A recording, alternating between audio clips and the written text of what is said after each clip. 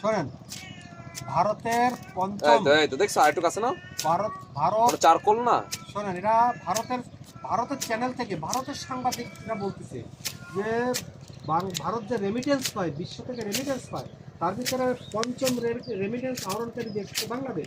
তাহলে কোথেকে আসলো সেটা? তাহলে কোথেকে আসলো? চতুর্থ অথবা পঞ্চম, যাই হোক, তাহলে বাংলাদেশে ভারতের লোক না থাকলে তারা রেমিটেন্স পাচ্ছে কিভাবে? আমি নিজে কানে শুনছি। ভাই একটু কাছে না না কাছে লাগবে না। সরকার বুঝতেছে না তো, তাহলে তো ভিসা দিয়ে দিত। খোশমেজাজে কি আছে জানেন?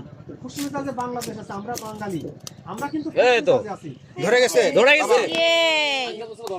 তা দেখলাম না তো। এই যে ভিডিও করে রাখছে তো, দেখবে সেখানে। শোনো, এই যে ব্যাস কিন্তু লাগাই দিছে সে। যাবে তো দেখি। দেখলাম না ভিডিও তো, করে না। রাখছি, সেটা দেখবে। আই উইটনেস হলো বেস্ট। সে তো দেয় না, সে তো বলতে পারে যে ম্যাচ কাটিয়ে ধরে। না এই যে আমার হাতে কিছু না। ভিডিও ফুটেজ ভিডিও করা হচ্ছে।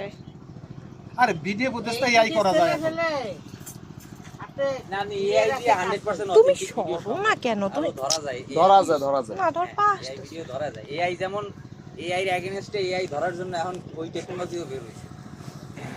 হ্যাঁ কোনটা মানে আমি একজন বাংলাদেশের নাগরিক হিসেবে আমি চাই যে ভালো আছে না? বাংলাদেশ মানে ভারত থেকে পুরো শেষ বেড়ে না আসুক। ভিডিও? আমাদের